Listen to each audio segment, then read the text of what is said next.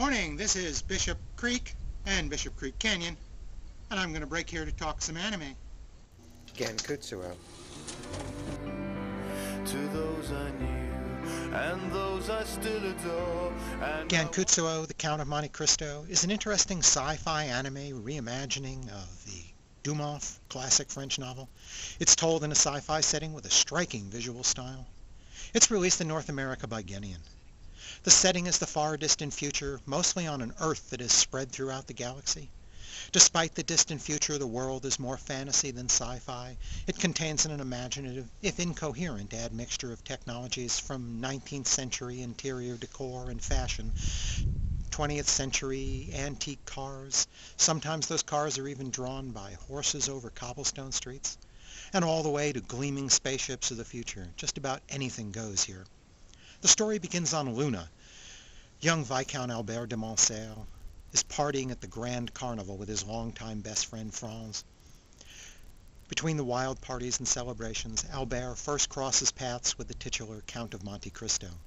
He's a mysterious noble from the frontier with apparently great wealth and unmistakable charm. He has an aura that just mesmerizes Albert.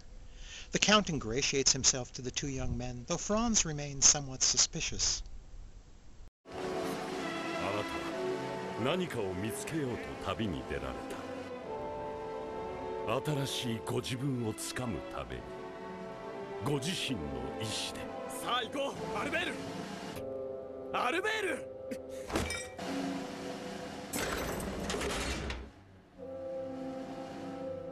俺はやる。The Count cements his relationship with young Albert when the boy is kidnapped for ransom and the Count storms to his rescue.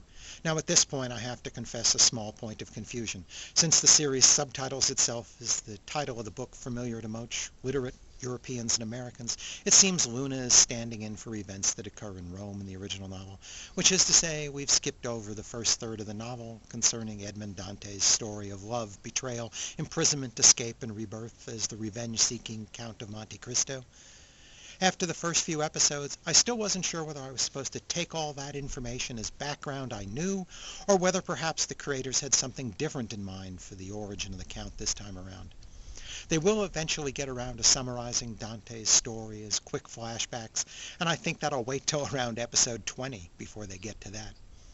This is an interesting approach to the story, telling a classic story from the point of view of young Albert and shrouding the Count and his hidden purpose in a bit of mystery. Albert is mercurial and naive and easily seduced and steadfastly loyal to the irreconcilably opposing forces that are uncaringly ripping his own life apart, as well as the lives of his friends and family. The Count himself is mysterious, seductively charismatic, yet with a touch of malevolence.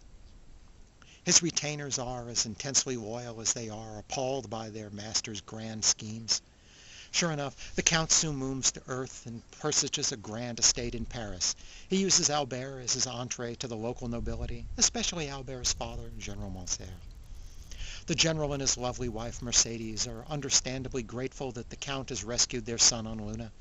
The Count expands into their circle of friends to include the banker, Baron Danglars, whose daughter, Eugenie, is engaged to Albert, and the chief prosecutor, Belfort, whose daughter Valentine is engaged to Franz.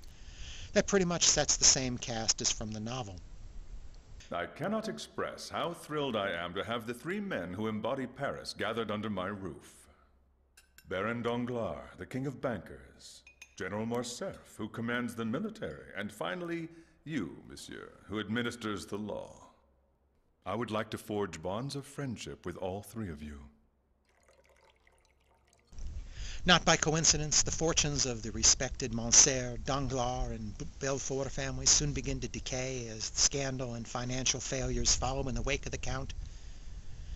It's the innocent young scions, Albert, Franz, Eugenie, and Valentine, who seem to suffer the most. The plot is elaborately complex and includes a great many characters. It will take most of Gankutsuo's 24 episodes to unfold the entire story. This is largely a serious and very ambitious work, and it works pretty well dramatically. As we get to the end, we will get an episode of the inevitable grand explosions, just to remind us that this is, after all, still an anime, and the story's namesake, Gankutsuo, is a little much at the very end. But mostly this is a sober retelling of Duma's tale of vengeance and the vicious cycle of an eye for an eye, told for a mature audience. I'm sure you already noticed the strikingly unusual artwork. Gonzo tried something quite new here, and I give them credit for the effort. They've laid textures such as old wallpapers and draperies on top of the colors that would normally be in the anime. When viewed as still artwork, it's often stunningly beautiful and magnificently composed with muted patterns or bright and gaudy bursts of color. Though occasionally I found myself thinking the character was wearing the upholstery off my grandmother's old sofa. Unfortunately, the technology they've used to do this isn't entirely as sophisticated as it could be yet, and those patterns don't map to the individual parts of the costumes. So it's odd when the patterns don't move quite right with the clothing.